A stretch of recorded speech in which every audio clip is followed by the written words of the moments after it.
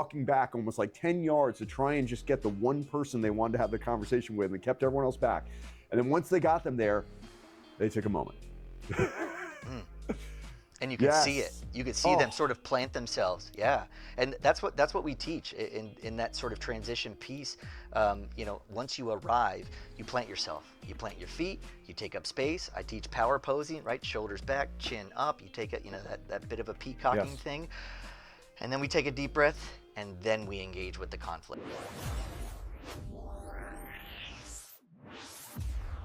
Hello and welcome to the Refs Need Love To podcast, a show that gives you a real, raw, and behind-the-scenes view of one of the hardest jobs on the pitch, the referee. I'm your host, David Gerson, a grassroots referee and certified mentor with over 11 years of experience and over 1,400 matches under my belt. You can find me at refsneedlove2.com, on Insta, TikTok, and now on YouTube. Today's guest is Kevin Klinger, the new Director of Referee Education and Development at U.S. Officials. Kevin is a professional soccer referee educator, and mental health professional with over 25 years of officiating experience. He's currently in his 15th season working in Major League Soccer, has been with Pro since its inception. He's officiated some of the highest profile matches in American soccer pathway, including the U.S. Open Cup Final, USL Championship, and USL One Finals, as well as several national youth finals. Off the field, Kevin brings a rare dual perspective to referee development. By day, he's a licensed professional counselor, so is my wife, and certified sports psychology coach. By night and on weekends, he has lived the pressure, scrutiny, and emotional demands of elite officiating. He's also the founder of Officials Mental Edge, a mental performance education platform created specifically for soccer referees. I'm so interested in this. Through practical referee-specific psychoeducational content, the platform focuses on helping officials develop the skills for focus, confidence, emotional regulation, mistake recovery, and long-term sustainability in the role. My gosh, we need that. He currently serves as the Director of Referee Education Development for U.S. Officials, an organization founded over 15 years ago to create pathways for referees to succeed and serve competitive leagues with professionalism and integrity. Kevin's work is driven by a simple belief. When we intentionally teach referees the mental and emotional skills required for the job, we don't just create better referees, we keep them in the game longer. Amen. Kevin, welcome to the pod, man. Thanks for having me on, David. I'm pumped to be here today. I followed your work for a long time, and I gotta admit, I really respect how you've just humanized referees and given them a voice and the platform. So I'm really happy for you for all your success and love the show, and I'm a big time follower. So I'm happy to be on here today. It's a novel idea that referees are humans. Yeah, shocker, right? Yeah, spoiler alert. Yes, they're humans. They have feelings, emotions. They have lives all outside of the soccer pitch. I mean, like that whole thing. It's like a crazy thing. But yes, humanizing referees is a good first step. I'm glad we've taken it. That's awesome. Yeah. Well, Kevin, you've gotten a new job recently. So I just saw the announcement literally last week come out. I was like, oh my gosh, I need to talk to him. So you are now, again, the director. I want to get the title right. It's the Director of Referee Education and Development at U.S. Officials. Now, those who may not know U.S. Officials are like, wait, is that U.S. Soccer? So what is U.S. Officials? So I'll start with the short version and then maybe kind of zoom out of why it matters. U.S. Officials was started 15 years ago by our founders, Paul and Levon, and we started off like most assigners where we had one small little tournament, had about 100 referees. And we fast forward 15 years, now we have 150 tournaments and about 20,000 referees that are on our roster across 42 different states. And we service some really high-level youth soccer in the country. We've got MLS Next and Girls Academy, and then we also assign for National Academy League and their championships. So we've been doing the event management piece for a long time, and the company was founded on Levon's favorite saying, which is respect to be respected. And I think what that means for me is that referees are a really integral part of the game experience. I think for a really long time we were kind of just seen as a cost, to tournaments and events. But even some of the stuff that U.S. Soccer is putting out now of really appreciating the importance of investing in referee development, that if we want our game to grow to the next level, we have to invest in the players and the coaches and the technical piece, and then we can't neglect the referee. So I'm really proud to be part of this organization. I think there's a lot of cool things that what we do. Um, but one of the things that I really like is the partnerships that we have with a lot of different organizations. We work really closely with SRCs, and we have U.S. soccer academies and Soccer Canada academies, and then we also work with a company called Referees Abroad, which brings in referees from Europe and Asia to come do our events, and they work alongside our U.S. officials. And that experience is just, it's so cool for the referees, for both referees. And it's also really cool for me as a mentor that I get to still learn from these different perspectives. It's, let's not forget that the United States is kind of newer on the global soccer scene, and so to get those perspectives from different referees all around the world it's enriching. The diversity is fantastic, and I think our referees are humbled by it, but they really appreciate that experience. So that's something that we do really well, something I'm really proud of, and we didn't grow over 15 years by accident. I think we grew by treating referees with respect and investing in their development. And I think the referees continue to seek us out because they know, just like my hiring, we are committed to developing as peoples and as referees. And like the bio said, when we invest in those pieces and invest in people, they're not only better referees, but they're in the game longer, and that is a great side Well, the benefit to what we're quality of doing. the officiating makes a very big difference to the quality of the matches that are played during those events. And there are so many examples of events who are just literally, trying to grab any warm body and throw it on the pitch. And the quality of the soccer is poor. The experience for the players, coaches, and spectators is poor. When you do have organizations such as a U.S. officials that is, vetting, the referees that are coming, developing the referees when they're there, creating the atmosphere and the expectations for what we're going to be putting on the pitch as a refereeing crew. What are our points of emphasis, and everyone being professional, and also that cross pollination when you bring in these great referees from other countries. And I've been to a U.S. officials group, a National League like championship event down in Orlando, and you're bringing in the CONCACAF refs and the refs from Europe. I mean, it makes you up your game, and so you get better soccer on the Mm-hmm. pitch. But it is an interesting time. And I think you said it, that people are finally recognizing the referee is not an externality. Yeah. That, Yeah. because again, it's very easy to say, well, that's U.S. soccer's job to develop the Mm. referees or give them education enough. And now there's like, I work for SoCal Soccer League, and you for U.S. officials. So talk to me about director referee education and development specifically for U.S. officials. What problem are you most excited to solve? What is going to be your areas of focus? At a high level, my role exists to make sure that referees aren't just assigned well to appropriate games, but they're developed intentionally. And when I came on board, my idea that I pitched was that we need to develop a development ecosystem. It can't be just hit and miss. Mentor comes in, gives a kid random feedback, and that's all they get, and then we never hear from the mentor again, or the referee never really takes that on board in sort of a meaningful way. And so we have to develop systems to do it over time to help help a referee grow themselves and their skills. There's ways that we can quantify that. There's ways that we can build systems around development as a bigger picture. It's not just happening just on the field. It's doing education online. It's doing education in the morning and midday in sessions, and then doing evening sessions, and really including a variety of perspectives. And part of my job is to develop that curriculum, to develop that education, and have a direction for what that should look like. Obviously, the mental skills and the psychological skills are really important to me, and I've made that a huge part of what I bring to the table.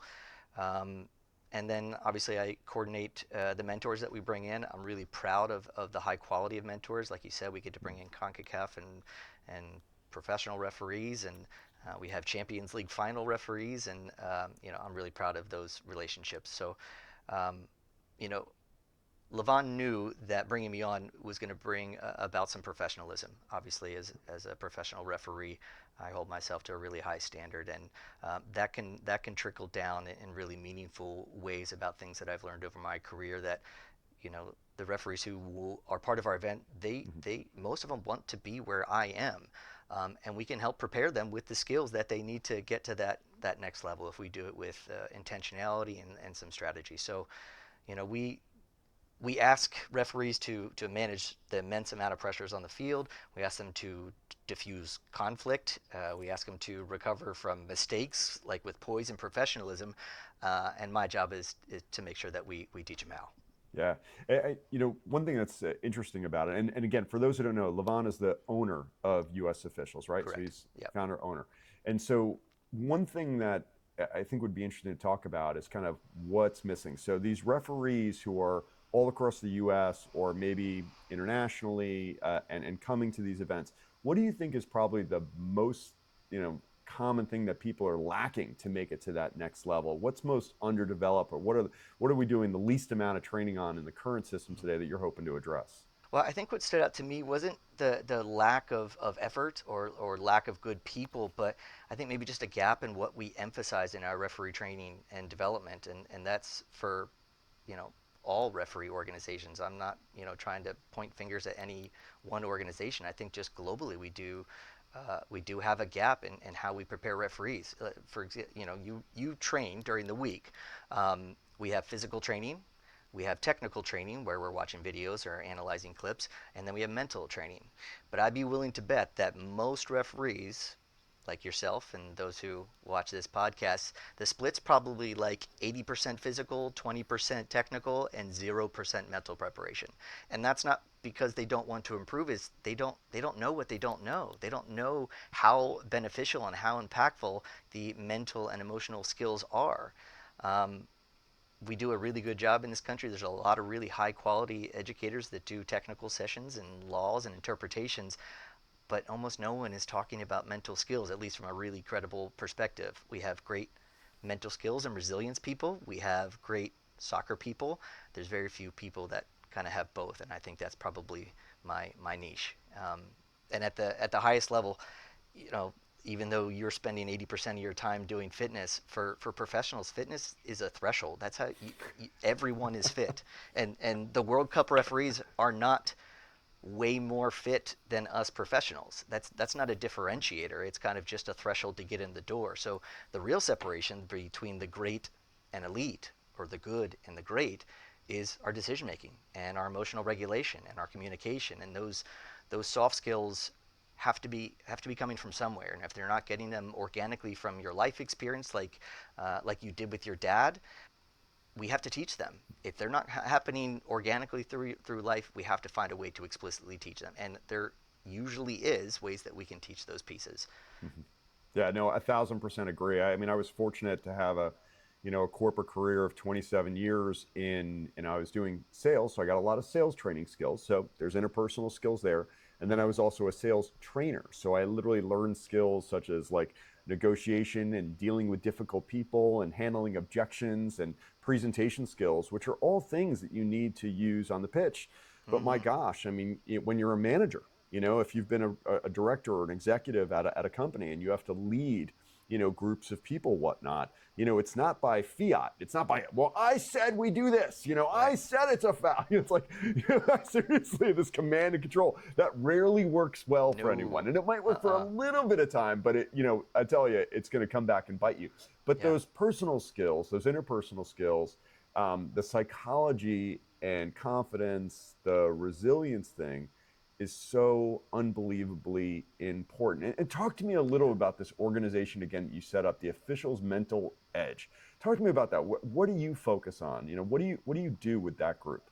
That's my company, Officials Mental Edge. I just launched it this year, kind of coinciding at the same time with me being announced the director for U.S. Officials. Congratulations, by the way. Um, Thank you, I appreciate that. Two challenges happening at the Right. same time, so but great challenges nonetheless.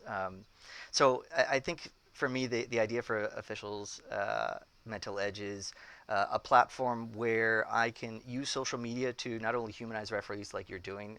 I'll be doing some content that is me filming behind the scenes. For example, I've got a pillar called From Behind the Touchline, where I talk directly to the camera to referees about my mental preparation before the game, literally walking the field as I'm getting ready for my game, and then talking about what I'm thinking about, what I'm preparing, and then after the game, what are some of my reflections? How am I intentionally debriefing myself and reflecting on my performance? And then I also have some content about me traveling on the road, because for referees, listen, we live in our cars. I mean, that is true for all sports. We've all, yeah, long drives, late nights, early mornings, all those things, and so that's a grind, and it's a real thing for us, and there's a whole lot of stress involved. So I wanted to normalize that and talk about things we can do during that travel time to make ourselves better. And then for me, the last pillar is doing really explicit psychoeducational content, where we call it the mental edge moment, where I am sort of in a studio setting where I am teaching explicit psychological mental skills directly to referees from the referee perspective. So it's social media piece, but then obviously I do, keynote speaking and lead education. I do, Zooms like this all the time, where, organizations and SRCs come have me and teach classes. So I love doing it. I'm an educator by nature, and it's one of the ways that I feel I can give back to the community, because I would not be a professional without people pouring into me.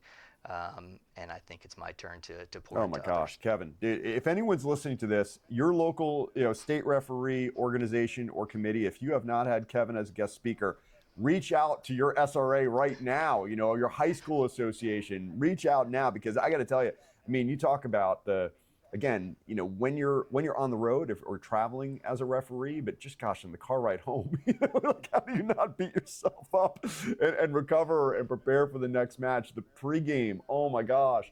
If I don't have a proper pregame before a match, man, I am really, my feathers are ruffled. I'll tell you that. It is very difficult for me to be at my best. So I can't wait to hear more. It's like, I'm going to forward it to my Georgia people. It's like, you need this guy. Let's go. Get him on. Get Give him me a on. call. Let's Let's hire do him. it. All I'm right. here for it. So I like walk it. us through a practical mental skill exercises. Like, what are the things that we can do or actually use to help us as referees? Well, I actually sent you something that I think we should talk about. I gave him some homework, ladies and gentlemen. I sent him two pieces that I develop to help build self-awareness, because for me the mental skills really start with awareness. If we don't have awareness of what is happening internally, we can't hope to really improve it. And so I gave David a self-awareness exercise. The first piece is helping him identify his triggers, what sets him off, what gets a rise out of him. And these are very referee specific triggers. Only referees are going to be really able to relate to that. At least I hope that most professions don't have people yelling at them every single day. So for him to identify his triggers, so he's got a whole list of triggers that he was going to sort of dig into himself a little bit to see what set him off.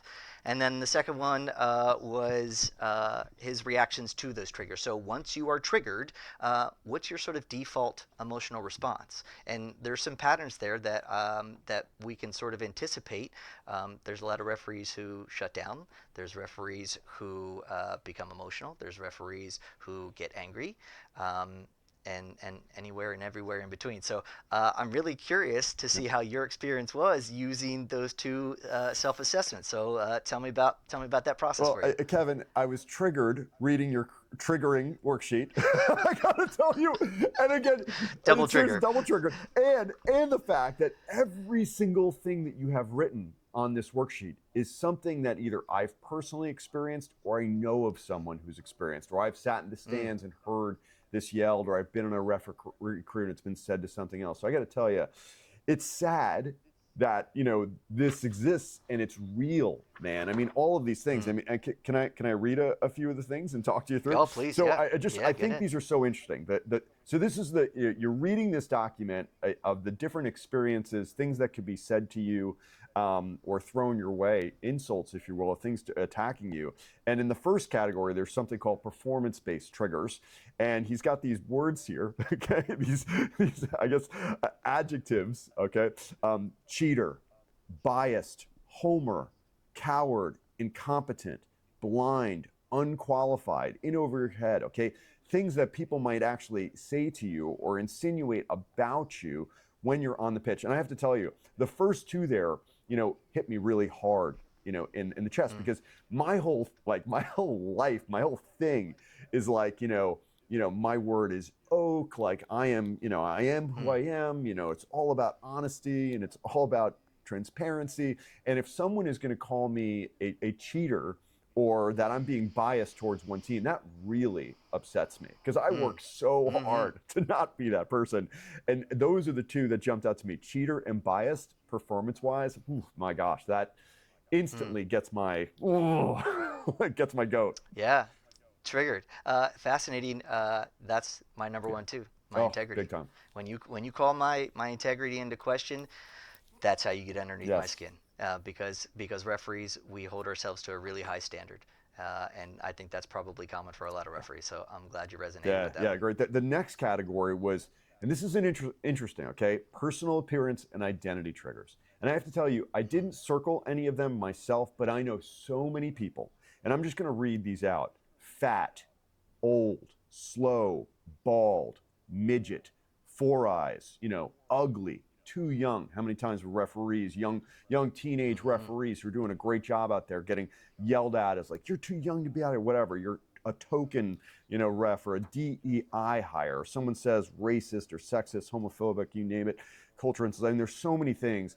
Thankfully for me, I don't get triggered if someone was to say one of those things to me. But I know so many people who have had these things said to them, and it has caused them to really lose their composure. And be Yeah. very affected, like personally deeply affected, and have led to people literally quitting, like gone. Oh yeah, And it's absolutely. so sad. And I think the key there is that if you are already Mm, insecure about some of those things, or you already feel just a little bit less than, or you judge yourself about it, or you've got some sensitivity about that area, once they find that sort of, I call it like the vulnerability in your armor, you know what I mean? Like the medieval armor that had that hole like right in the armpit or at the neck, it's like it can get right to you. So if you're already sensitive and they find it, if you don't know that's your trigger, that's the whole point of the exercise, because once you are aware of it, you can do something yes. about it. But if you are not aware of it and you don't know how to protect against it, man, you're vulnerable and you just come My unraveled. gosh, I have had these types of conversations with referees, like saying again, you got to love yourself, first, and be Mm, comfortable in your own yeah. skin, and appreciate who you are, and forget about what anyone else says about those things. But yes, it can definitely be triggering for someone if someone is body shaming someone or something in nature, or Yeah. oh my gosh, the age, either too old or too young, or any of those types of things. Yeah, it can be really, really hurtful. And again, it's Yep. yes, it's that moment, but there's so much other pent up emotional trauma that may have happened over years that kind of build into that moment as well. It's Oh, yeah. You're bringing all that baggage with you right out into the field. As soon as they find that little whew, weak spot, yeah, floodgates are yeah. open. The next category was background and belief based triggers, and it's interesting. Okay, so I'm going to read you the ones on the sheet. And I'm going to tell you the one that really triggers me. Okay, you're not from here. Go back to where you came from. That's why women shouldn't ref. You people always call it that way. You people, the key phrase there. Mm, You're just here because they need diversity. Or someone makes a religious insult, again, political, family based. People make fun of someone's accent, right? And I have a lot of friends. I mean, gosh, football's a global game. I have friends that are Korean, Indian, Guyanese. I mean, you name it, from every African country, every right. South American country, and people will, make fun of people's, accent or something, and it's just so awful. Okay, the one that triggered me, and I circled this one. Okay, whether I am a referee and it's about my assistant referee, or I'm an assistant referee and someone says it about the referee, is someone makes a comment. That's why women shouldn't ref. If I have a female referee on my crew and someone makes some chauvinistic comment like that, I pretty much lose it. Yeah, it's hard to keep your composure, even though it's not tapping into something you're Right. sensitive about. But we defend people, and one of the things that I say to referees all the time is that you have to defend your colleagues like you would defend your Yeah. spouse or your Yes. child or your abuela, or you can say, you could call me the Yeah. B word, and you would have this Yeah. much reaction. If you call my wife the Yeah. B word, you're gonna get this reaction, right? I mean, that's natural. And so I encourage referees to defend their partners with that same sort of mentality. That if you would be offended and you would have a big reaction about someone you really love and care about, you should have the same sort of defensive, protective reaction about your Yeah, without roommates. a doubt. I mean, the racial stuff is also that just I got zero tolerance for that one. Zero. Let me Yep. tell you, zero on that Yep. one. The last category was disrespectful tone and behavior-based triggers. And this is really important, for dissent and having composure when there is dissent as well. We don't want to overreact and lose our composure, and then the moral high ground is gone. And I've seen this happen so many times. But when someone laughs at your call, or eye rolling and sarcastic clapping, mocking someone, the crowd chanting. I love this. Ref, you suck. Welcome to high school soccer. I tell you, that's a classic. Or obviously professional. My gosh, I don't know that I've been to an MLS game where the crowd at some point has not chanted "Ref, you suck." That seems to be like the main thing that they do now. Seriously, offensive gestures. Someone gives a middle finger or like a chin flick or something else. Passive aggressive comments. Thanks for ruining the game, or you lost us the game, or thanks for losing us the game, whatever. The staring you down, type of thing, intimidating. I see this so often. My gosh, especially U9, U10 things. I've seen this so. Gosh, those parents, these coaches are crazy. Threatening to call your administrator or the tournament administrator, your assigner, your boss. For me, okay, I wrote this one in. I added this one. You're just a TikTok ref. Ooh. Oh, that's so beautifully. I say the word beautiful. It's No. not beautiful. It's sort of like, Oh.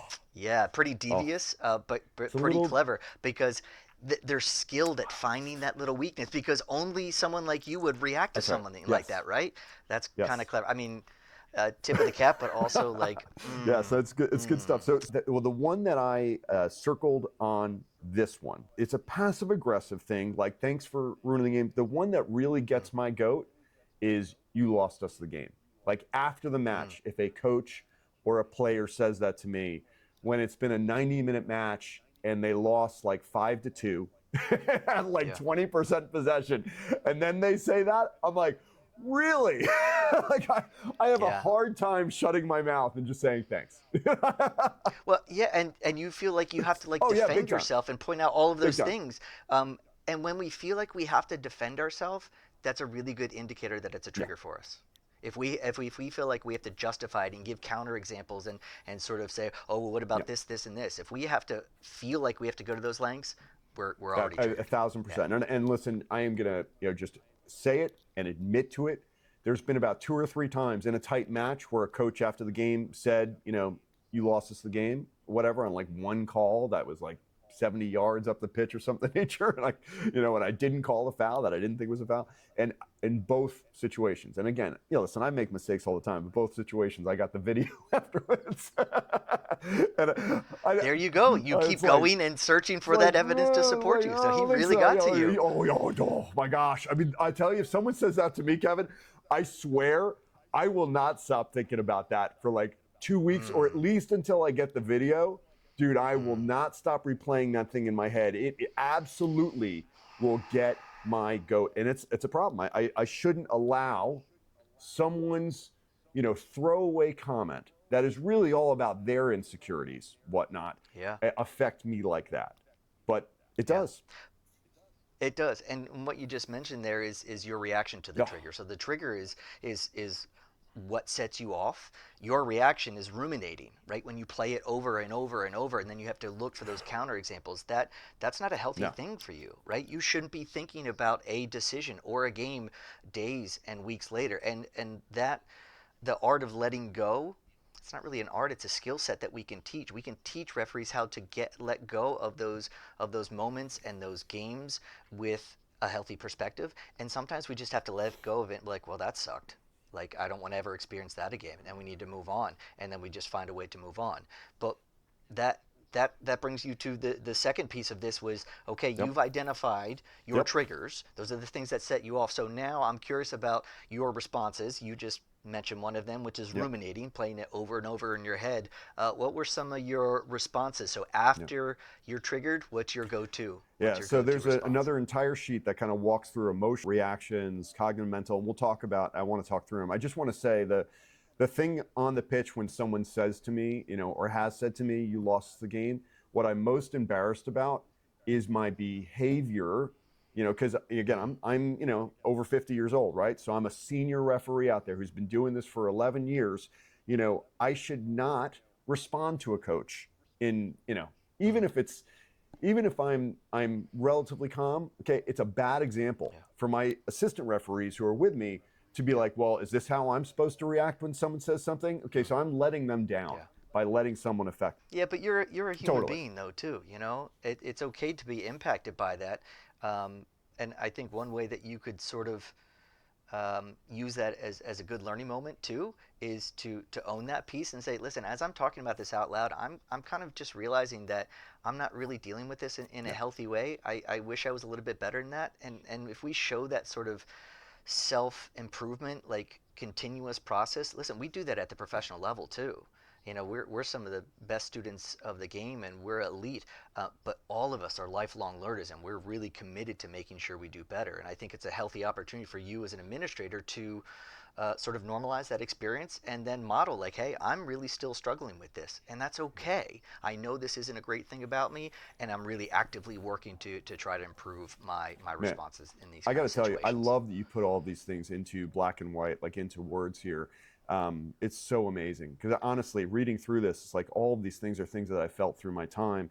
I kind of listed off the ones that were the top three. But again, the emotional reactions, and I'm going to say these words, and every referee listening to this podcast is going to have felt this at some time: anger, embarrassment, humiliation, resentment, rage, anxiety, fear, insecurity, feeling disrespected, feeling inadequate, shame, frustration, powerlessness, feeling attacked, feeling alone, and disappointment itself. And you could tell I've got serious guilt issues because feeling inadequate and disappointment Mm. in self, man, those are the two biggest emotional responses for me by far. Um, they're powerful. They tap into something really deep, and that's not just about refereeing. My guess, as a counselor, I think there's probably a lot more to that underneath the surface. But it comes to the surface when someone is attacking it, and then we kind of, come undone. So it's normal. It happens to all of us. It happens to professional referees as well, um, and that's unfortunate that referees have all of these common experiences. Um, but we've all been through them, and it doesn't matter how old you are or how long you've been doing this. It still can sometimes really impact you, even as Yeah, professionals. it's amazing. The next one you talk about the mental reactions, obsessing over the moment. Ding, ding, ding. That's This guy, that's this guy, me. That's right? me. That's me. Mentally replaying what was said. I mean, I think everyone does that in every walk of life. Mm, Losing concentration on the yeah. game, which is, oh my gosh, cardinal sin. Tunnel vision, vengeful thoughts, internal trash talk. I suck or I'm not good. My gosh. Mm-hmm. Doubting self worth, trying to prove something, catastrophizing. If I mess this up, I'm done. Forgetting protocol and mechanics, overthinking simple decisions, black and white thinking, they're against me, blaming the players, coaches, wanting to quit, and losing track of the match, the score of the time, which, man, that happens when we get upset. But I think these are really interesting how, you've gone from, okay, you have an emotional reaction. So you're triggered, and then there might be an emotional reaction, and then it has these other impacts, beyond just the emotion we're feeling. Can you talk a little bit about that? I think the real skill is sort of shortcutting the process that we sort of naturally want to go into, and when we identify the triggers and we're aware of them, they sort of lose their power. And then once we sort of own our default responses, and we have to acknowledge that, okay, these are not healthy, these are not good for me. I don't want to be this way. We have to own that, and we have to know what our go-to responses are. And once we know what the default sort of reaction is, we can choose an intentionally different response. And then we can practice that. We can practice being triggered. We can practice are rehearsed responses. One of the things that I do with this exercise is we do the triggers, we do the default responses, and then we actually practice in the moment. So what we did is we had referees partner off. They gave their partner permission to try to attack them with their triggers, right? So for me, when I was a young referee, it was my acne, and so if I were doing this exercise, I would give you permission to attack me about my acne, and then I would practice taking a deep breath. I would practice coming in to address you with poise and professionalism, and then I'm using my breath to kind of center myself.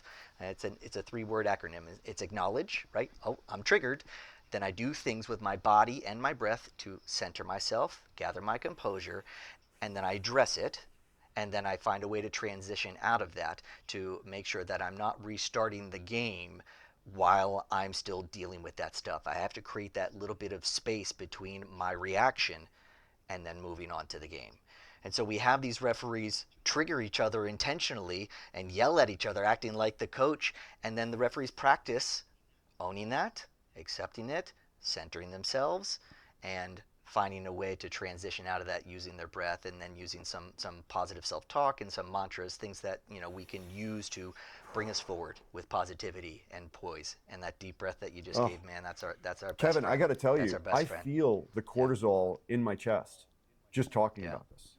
I'm not Yeah. kidding. Like I really, honestly, like, people know who listen to this pod. I'm an emotional person. So like, again, when I feel attacked again about my credibility or feeling inadequate, like, man, it hurts. It hurts deep at my core.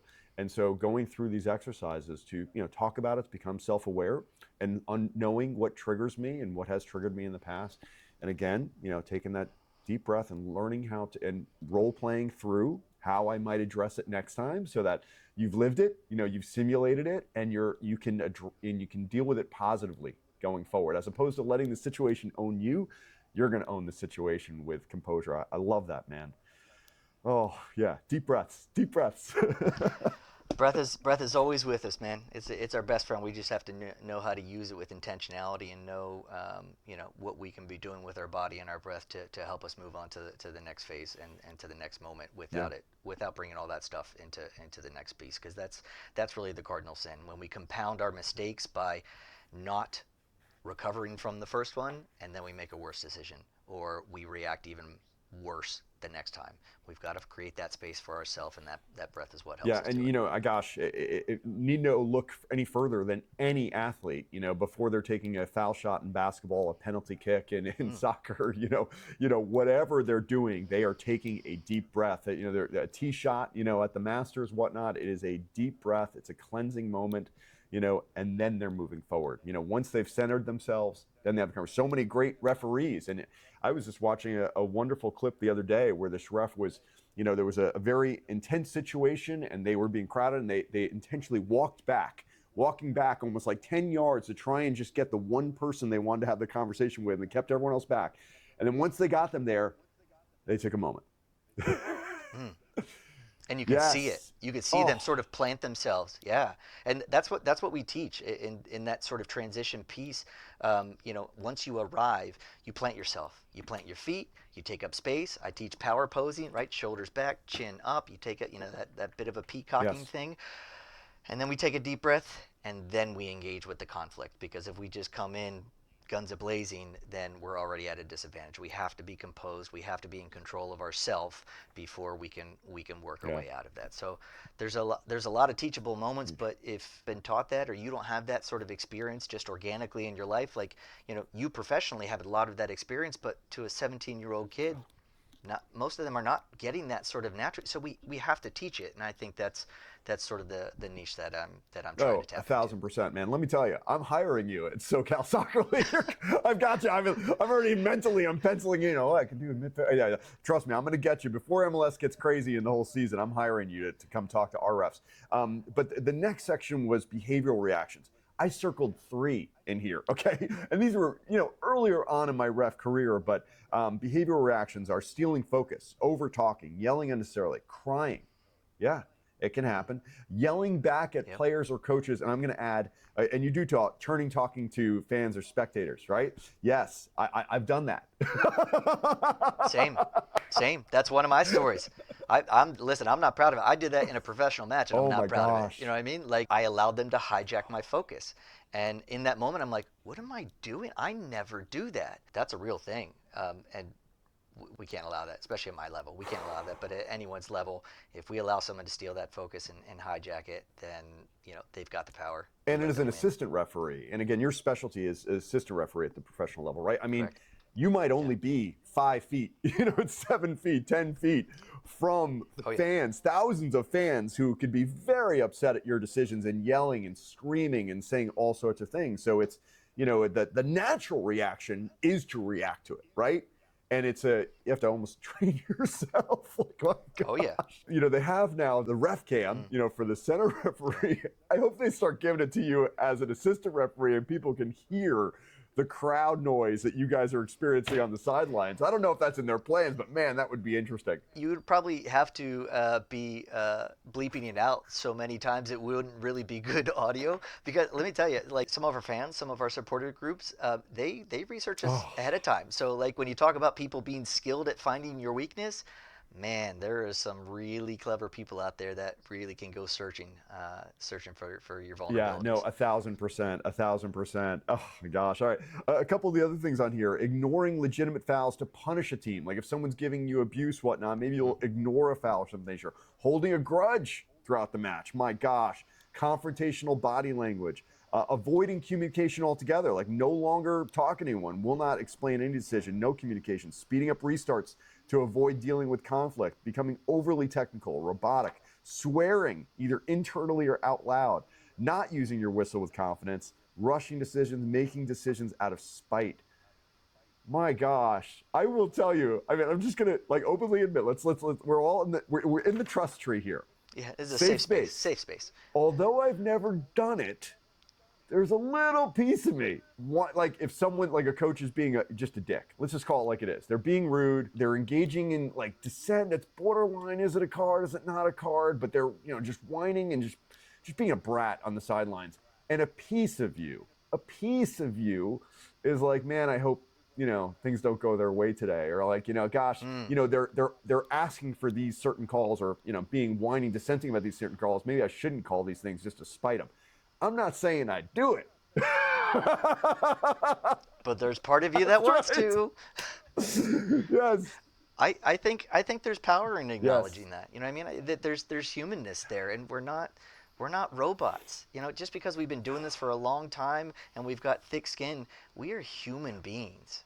But there's also ways that we can sort of prepare ourselves a little bit better for that kind of stuff. One of the skills that I teach too is an exercise where we have our referee jerseys, and if we can picture people screaming at our jerseys, and they are screaming and they're dissenting and then treating that person really, really poorly. When we take that jersey off and we put it on the chair next to us, and then we visualize people still screaming at that jersey, but we're not wearing it anymore. I think that helps sort of uh, compartmentalize and own the fact that people are angry at the role that we're playing. People are angry that we've impacted their team and their perception. They're not angry at Kevin. They're angry at referee. And so when I take that jersey off and I put it on the chair beside me, I should also then allow the anger to stay with the jersey, the dissent to stay with the jersey, those personal insults that went at the jersey.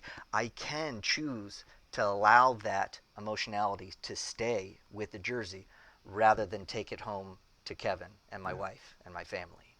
I love that. Yeah, again, I've said it so many times. They're not angry at you. They're angry at the Mm, the ref. It's not David Gerson they're angry at. They're yeah, upset at the referee for whatever they feel injustice has happened. But yeah, it's a skill to learn how to do that, without a doubt. it is. The last It ones on is. here were body-based reactions, increased heart rate, which I think is one that I see. The more challenging matches, even if I'm not necessarily running further in those matches, if I do 5 or 6 miles, but it's a easy match. Okay, heart rate might be, for me, I'm not the crazy fitness like you are. It might be, 140, 150 or something like that. But if it's a really intense match, you might see my heart rate 160, 170. Hopefully not the average. I don't want to die out there. But those emotional situations where you've got more dissent, you've got harder tackles coming in, you've got more player management, the heart rate goes up. Some of the other ones, shaking, your hands shaking, shallow breathing, muscle tightness, your jaw, shoulders, your fists, fidgeting, sudden posture change where you're slumping or puffing up, facial tension, flushed or red face, sweaty palms, feeling paralyzed or frozen. My gosh. I mean, those are things, man. I mean, that's your, I guess it's your stress, manifesting in Oh these yeah. physical Oh yeah, ways. yeah, and they come out in different ways for different people. But I think when you read those lists, I think there's probably a lot of referees who'll be like, "Oh, yep, that one for me. Oh, I've seen that in my buddy. Oh, yep, I saw that last weekend." Right, and they're common, and that's part of this exercise too, is to normalize the experience that we are all going to have reactions, and they're not flaws. These are not things that are wrong with you. These are not problems that we need to fix. These are the humanness of the job that we've chosen to undertake. And let's be honest, it's a really, really challenging job. And if we don't become skilled at this, we burn out. And that's probably one of the problems with the retention is that our young referees, we're losing them between year 1 and 2, most of them. I think there's a large chunk of that is because they don't have these skills to deal with that stuff. Once they get past year 3 and they have sort of that hardened skin, that callousness about them, or they've learned skills to deal with it better, if we can get them past year 3, we're going to have them for a decade, most likely. But if we don't teach those skills early enough, we lose them because for most people, it's just not worth it to deal with the abuse and the dissent and all of the anger and vitriol that we've talked about today. 1,000%. I could not Yeah. agree with you more. I mean, yes, there's some fundamental skills that people need to feel like they know what they're doing out there, right? And that helps, right? If they have confidence that they're doing a good Mm-hmm. job and getting them feedback from a mentor, hey, you're on the right path. Maybe you want to work on this. But my gosh, I mean, right along with that is everything you're talking about. Is that the mental side of it, the emotional maturity and awareness, and being aware of your reactions and how it might manifest in these different ways. And that's normal. That every referee has gone through this at some point in life. No Normalizing it, doubt. talking about these things again. I think this, the history of referees in media, and I'm just saying, like, out off the pitch, is the strong silent type. They don't talk about Mm, weakness. They don't mm, talk about yeah. emotional reaction. They don't talk Yeah. about, what they're feeling, or, mental illness, anxiety. They don't talk about that. Oh, We got yeah. to stop that. We've got Yeah. to end that. I, I think we've been better Yeah, about that probably in the last decade or totally. so, where like it's okay to talk about mental health, and that's a really positive cultural shift. I think referees will probably be one of the later professions to Of sort of course. arrive at that because you're right. We've sort of prided ourselves about being like impenetrable and just immovable in the face of adversity. Yeah, there's times that we have to present as that. But I think most referees would be lying if they said they always felt immune Yeah, to that stuff. So I think we're getting yeah, better at it, and I think the time is right for us to be totally. having these conversations and to be teaching these skills.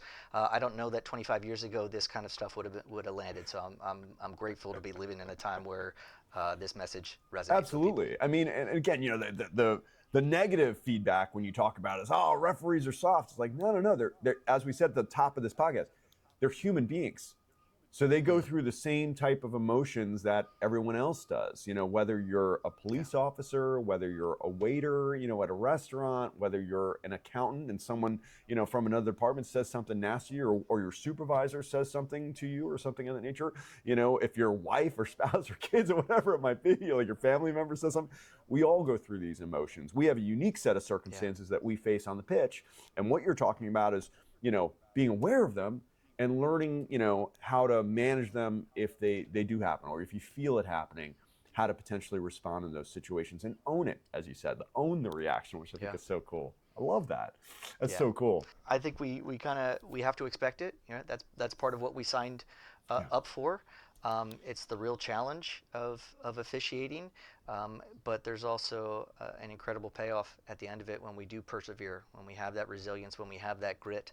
But if we're not teaching those things, then we're probably losing a lot of people who don't have Yeah. that. What would be one habit or mindset that you see in elite officials? I mean, again, you're at the you're the top of the top. You are in the top 0.0001% of referees in our country.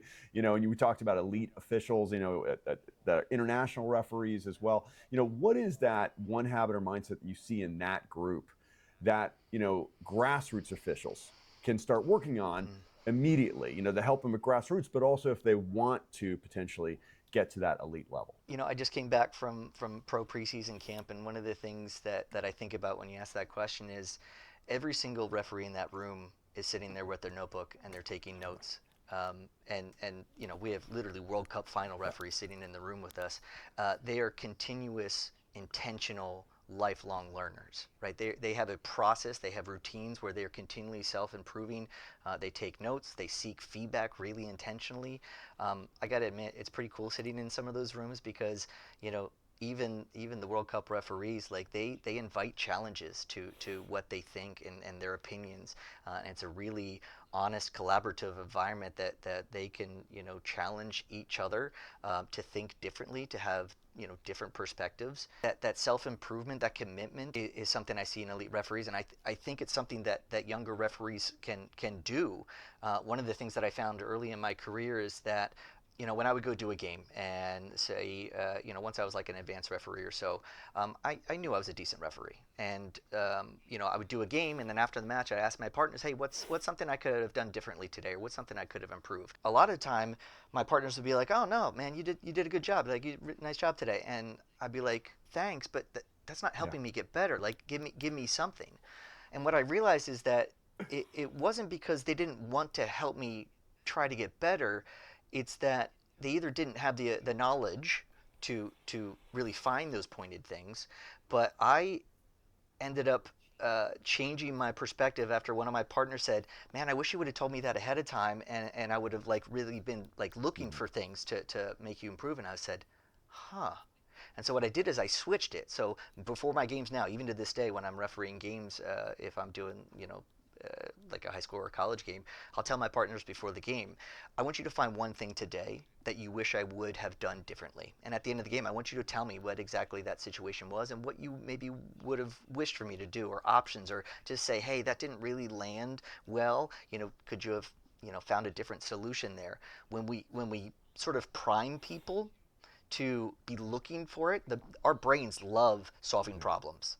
And so if we give the brain a task to say, hey, go look for something that Kevin can improve, people will find it. And they're very willing to. I think we've developed a good culture about trying to make each other better, especially with U.S. officials. We're really intentional about having honest and really straightforward conversations about improving each other after the game. If we ask people to do that ahead of time, they're going to give us really, really targeted and helpful feedback on the back end. So that's something that I think young referees can do. It's the intentionality. It's having a process of how do you learn? Are you doing a journal? Are you taking notes? Are you writing it down in your phone somehow? Find a process that works for you that you can sort of track that over time. And that's one of the things that I've done at U.S. officials for our feedback forums. I know I was listening to your podcast with the referee Yeah. advocates. Shout Janine. out to Yeah. them. They're awesome. Talking about the development of feedback forums. And that's one of my projects right now that I'm piloting at our next event is a feedback form that we can use with our partners. We can use it with ourselves as a self-reflection sort of exercise. The coaches can use it. I know you guys talked about that. And I thought it was fascinating that she brought up parents rating officials as well. When we have those diversity of perspectives, I think there's usually really good feedback in there. So that's one of my projects of finding better ways to solicit that feedback and then to be able to track it over time, be able to see growth, be able to see improvement, be able to remember specific events from that game because when you go and do a tournament and you do 3 games in a weekend, or 3 games in a day, if I ask you something you learned from the first game, it's gone unless you wrote it down. So I think we have to be better at that, and I think we can be better at that and give people a system that if you don't have a default routine already built in, try this. maybe that'll work. And then we can track it over time, and we can ask the right questions and sort of capture that growth over your career or over a season or over an I event. love that, man. Hey, I can't wait to work a U.S. officials event now. I need to look at the calendar and Come on figure it out. down. We come to I know, California. I know. Well, I live in Atlanta. I work in California, so I travel to California like every month, once or twice a month. But I definitely, Florida, Orlando, easy for me to drive on down to. I got events I can go to, definitely. All right, man. Great. We'd So love to I have got you. a few last questions. I'm gonna let you go. Little bonus round Sure. type stuff. Looking for quick, just off the top of the head, like response to this one. Ready, brother? Okay. If there was one Mhm. law of the game you could change tomorrow, what would it be and why? One law of the game Yeah, one change. thing you're like, man, I don't know why. Why do we do that? Why is it like that? Anything like that? Off the top of my head, laws of the game that I would change. One of the things that we've started talking about is these captains getting sort of special treatment to come and talk to the Hmm. referee.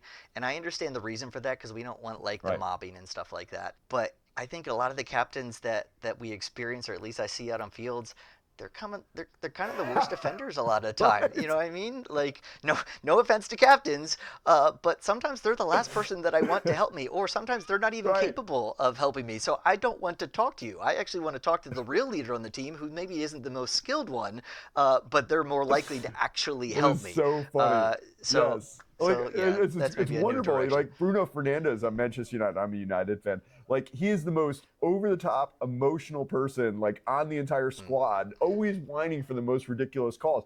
I don't want to have a conversation with him. Find me the rational person. Yeah, the guy can actually talk to him and actually talk like a human Yes, being. Yeah, that's right. a Yeah. great point. I love that one. Okay, what's something in your referee bag that would surprise most people? Something odd that's in your ref bag, but you got to have it. I'm gonna get some stick for that one. I'm Yeah. gonna be honest. Safe space, Yes. right? No, this is not safe because people are gonna come after me. So two things. One, I have a stick of sunscreen that I use, and but I don't use it to like block from the sun. I use it to cover my eyebrows. It's an old boxer's trick that people used to put like Vaseline as like a sort of row of Vaseline already across. Instead of Vaseline, I use sunscreen in a stick, and I Yeah. sweat a ton. If you ever see Yeah. me do a game, I am sweating more than the players most of the time. And so what that does is when the sweat comes down my face, it hits that bead, and then it kind No of goes to the side, way. rather than me having to wipe my eyes all the time. So that's one thing that I Very have interesting. that Okay, here, stick. I need to ask another question. Do you like angle it like down so it like goes this way, or can you just go straight across your head with it? You can go straight across the head, and I kind of comes to like maybe like the top of my Yes. ear. But yeah, we got it from boxing. Otherwise, boxers who sweat a ton, they be wiping themselves all the time. The sweat runs down, hits Fascinating. it, and then goes out to the side. So when you watch me do a professional game, you will never see me wiping my eyes, because if I do that, I'm wiping away the thing that is protecting the Okay, sweat I got from to getting tell into you, my I eyes. thought that and maybe part of the Vaseline thing is they want the gloves to slide off of their face, but I didn't know it That could be also too. had the Yeah. extra benefit of keeping the sweat out of your eyes, which, yeah, dude, I'm a sweater. And I live in Georgia, Same. and I referee Same. on turf where it's, yeah, 95-degree air temperature, 140 on the turf or whatever. It's awful. So I am taking that one. I love that. All right, next one for you. Do you have any pregame superstition or ritual? I don't have Okay. superstitions. One of the things that I am very intentional about my Yeah. routines, so it's just maybe just a slight nuance change. I think for me the difference is if you don't do a superstition or a Yeah. ritual, you might have the belief that the absence Yes. of doing it might have a negative impact on the Yes. game. And so I sort of change it to be a routine where there are things that I do that absolutely Yeah. help me prepare for Yeah. matches. For me, it starts with mental preparation and physical Yes. preparation. You know, when I'm in the city getting ready for a game, I'm memorizing players' names of the lineups that I expect. I'm doing some visualization Yeah. exercises. I prepare my body with Hmm. activation in the morning when I'm sitting in the locker room and we are just getting done our physical warm up. I have offside clips on my phone that I go through about 15 offside clips, and Wow. that's me priming my brain, sort of like warming up the tires on a NASCAR, right? Love We that. have to warm it up, so I'm speeding up my brain to process it and to see as many offside decisions as I can, because on our physical warm up, Yeah. that's not Yeah. really happening. But that's the most important part of Yeah. my job. So I try to prime my brain as much as possible, and I'm doing that with a couple different intentional points in my day leading I up to a love that. match. I love that. I love that. All right. Just a couple last ones here because I'm just so much fun. Um, We talked about the fans earlier. Most memorable or bizarre thing you've ever heard someone yell at you from the stands, from the sidelines, I or guess maybe I funny could or share one, one yeah. that like really it like Yeah. impacted me, and part of my reaction was like, oh, that's clever, but all right. So the situation, it was a ball Wow. boy, which kind of rubbed me the wrong way. The ball boys were going at me about being Yeah. bald, and that's actually one of the things that I'm Yeah. sensitive about now as an adult. And he said, "Hey ref, did you go bald before refereeing, or did refereeing make you bald?" And it kind of stopped me in my tracks, and I was like, well, touche, but also really, come on, man. So yeah, shout out to that guy. I hope you're never my I'm ball telling boy you, again. I had a middle school game. I think I've told this story before. I'm not sure, but I had a middle school game. Middle school. Okay, middle school soccer is like the worst soccer on the face of the earth. It's like literally, and again, not that it's bad. Like it should be a great experience, but again, coaches and parents can turn it into something it's really not. It should just be about fun and participation. But Yeah. actually, funny enough, because you're an assistant referee, so it's a dual system, and I am like all the way up at the halfway line. Ball is kicked, long ball. Someone kicked the ball long, which is usually not something that happens in middle school, but someone kicks the ball long, and there was an attacking player about 10 feet on the attacking half of halfway. Okay, and Mm-hmm. I didn't see anyone else. I saw the defenders like chasing after him, running after, and so I'm like, oh, he's in an offside position, and so raise my arm, blow the whistle. Again, we don't have a flag in a duel, whatnot, and I'm like offside. And, the kid behind me, 10-year-old kid sitting in the bleachers yells, "How much is the other team paying you?" And I'm like, "Are Mm-hmm. you kidding me?" like, dude, you're Mm. like 10 years old. And his dad like grabs him, like, "Oh, I'm sorry, I'm sorry." Turns out there was another defender standing having a conversation with the goalkeeper, like on the goal line.